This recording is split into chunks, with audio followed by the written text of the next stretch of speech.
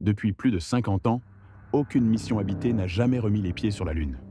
La dernière, Apollo 17, remonte à décembre 1972.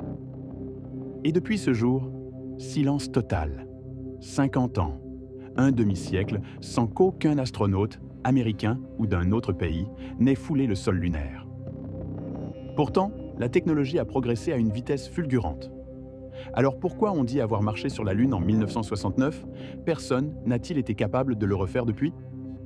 Certains diront que c'est une question d'argent, de priorité politique, ou encore de risque trop élevé.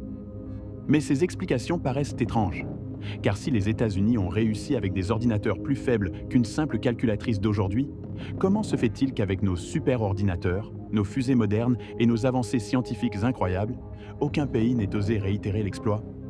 Il y a aussi ces images que tout le monde a vues. Les premiers pas de Neil Armstrong, le drapeau américain planté sur la surface grise, les véhicules lunaires roulant tranquillement, mais certains détails dérangent. L'absence totale d'étoiles dans le ciel. Le drapeau qui semble flotter comme dans l'air, alors qu'il n'y en a pas sur la Lune. Les ombres qui ne correspondent pas toujours à une seule source de lumière. Et puis ce sol, cet horizon si plat, qui ressemble parfois plus à un décor de studio qu'à une autre planète. Des ingénieurs, des cinéastes et même d'anciens membres de la NASA ont déjà soulevé des questions. Était-ce vraiment possible, avec les moyens de l'époque, d'envoyer plusieurs équipages aussi loin, de les ramener vivants et que tout se soit déroulé sans le moindre drame majeur? À une époque où une simple voiture tombait en panne régulièrement, aurait-on vraiment pu réussir 6 missions lunaires parfaites? D'autres rappellent le contexte. En pleine guerre froide, les États-Unis devaient absolument battre l'Union soviétique. Le monde entier attendait un symbole fort.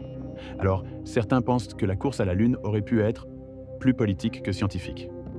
Que montrer des images spectaculaires à la télévision valait peut-être plus que de réellement prendre le risque d'envoyer des hommes à 380 000 km de la Terre. Et depuis, plus rien. Pas un seul retour. 50 ans d'attente. Les promesses de la NASA reviennent régulièrement. Nous allons retourner sur la Lune bientôt. Un nouveau programme est lancé. Mais à chaque fois, les projets sont retardés, annulés ou transformés. Comme si, en réalité, aller sur la Lune était beaucoup plus difficile qu'on ne l'a jamais dit. Peut-être même impossible avec les moyens réels de 1969. Alors, la grande question demeure. Et si tout cela n'avait été qu'un spectacle? Un immense cinéma joué devant le monde entier pour prouver une victoire contre l'URSS? Les décors hollywoodiens, la maîtrise parfaite des caméras, la magie télévisée, tout cela correspond étrangement à l'Amérique de l'époque, une Amérique qui avait besoin d'un triomphe symbolique. Bien sûr, personne ne peut affirmer avec certitude que les missions lunaires étaient une mise en scène. Mais ce flou, ces incohérences, ce demi-siècle de silence, tout cela nourrit le doute. Pourquoi plus personne n'y est retourné?